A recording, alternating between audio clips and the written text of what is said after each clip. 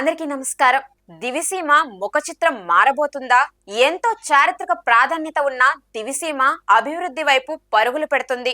ఇప్పటికే మచిలీపట్నం పోర్టు పనులు ఎంతో వేగంగా జరుగుతున్నాయి. అలానే నాగాయలంకలో క్షిపణి కేంద్రం ఏర్పాటుకు కేంద్రం నుంచి అనుమతి కూడా లభించింది. ఇప్పుడు తాజాగా మచిలీపట్నం ఎంపీ వల్లభనేని బాలశౌరి ప్రత్యేక చొరవతో రేపల నుండి మచిలీపట్నం రైలు మార్గం ఏర్పాటు చేయడం శుభ పరిణామంగా చెప్పవచ్చు. ఇదే గనక జరిగితే ఈ ప్రాంత వాసులు అభివృద్ధి పదంలో నడిచినట్లే. అలానే ఈ ప్రాంత వాసులు ఎంతో సంతోషిస్తారు కూడా.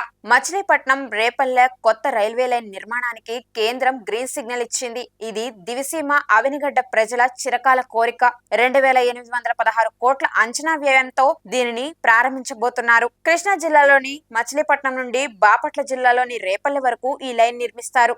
ఈ రైలు మార్గం ద్వారా మచిలీపట్నం రేపల్లె మధ్య దూరం దాదాపు 70 కిలోమీటర్లు తగ్గుతుంది. అలానే దివిసీమ అవనిగడ్డ ప్రాంతాల ప్రజలు నేరుగా రైలు సౌకర్యం పొందనున్నారు. ఇది ప్రాంతీయ రవాణా మరియు వాణిజ్యానికి ఎంతో ఉపయోగకరంగా ఉంటుంది. రైల్వే శాఖ ఈ కీలక ప్రాజెక్టుపై ఎంతో సానుకూలంగా స్పందించింది. ఈ ప్రాజెక్టు పూర్తి లక్ష్యం దీనిని 4 సంవత్సరాల్లో పూర్తి చేయడమే.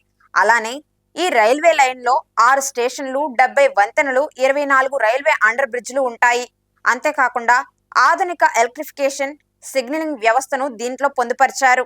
అలానే ఈ రైల్వే లైన్ ఏర్పాటు వల్ల ప్రజలకు ఎంతో ప్రయోజనాలున్నాయి. ముఖ్యంగా ఆ ప్రాంత వాసులు ప్రయాణాలకు వేగవంతమైన కనెక్టివిటీ ఉంటుంది. అలానే వారికి సరుకు రవాణాకు మెరుగైన సౌకర్యం కూడా లభిస్తుంది. అంతేకాకుండా వ్యవసాయం, ఆక్వాకల్చర్, అలానే పోర్టు కార్గోకు ఊతమందినట్టే. ఈ రైల్వే లైన్ వల్ల ట్రాఫిక్ రద్దీ కూడా తగ్గుతుంది. అంతేకాకుండా ప్రాంతీయ ఆర్థికాభివృద్ధికి ఈ రైల్వే లైన్ ఎంతగానో దోహదపడుతుంది.